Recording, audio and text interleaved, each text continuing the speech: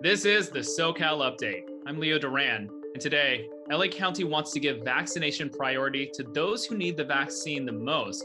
But here's the challenge: how do you make sure somebody is really from a vulnerable group? It's Friday, March 19th. Health officials in LA County are trying to get the COVID 19 vaccines to the most vulnerable Angelenos. But they have this challenge. They need to check people's IDs and proof of occupation to make sure they are actually eligible. And that can be tricky. Sharon McNary's been visiting vaccine sites lately. And Sharon, what have you been finding? What I found is that the rules to prove who you are and the industry you work in are really flexible.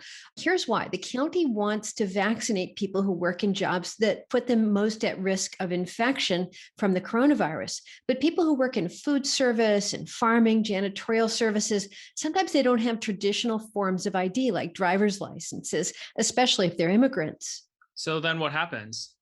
Well, so the county says it will accept a very wide range of documents. A person can show a driver's license, but also something like a utility bill to show they live or work in LA County. And to prove they work in one of the eligible occupations, the county will accept a pay stub, a work schedule with your name on it, an ID badge, an employee card. But a person could also write a letter in which they simply state that they work in a certain field or have a certain disability or medical condition, and the county will accept it.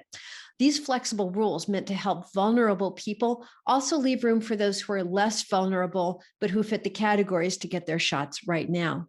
Okay, so then, Sharon, with such a broad range of documents, do any people get turned away? Barely a handful. Of 12 to 20,000 people getting county vaccines every single day, only about 30 get turned away.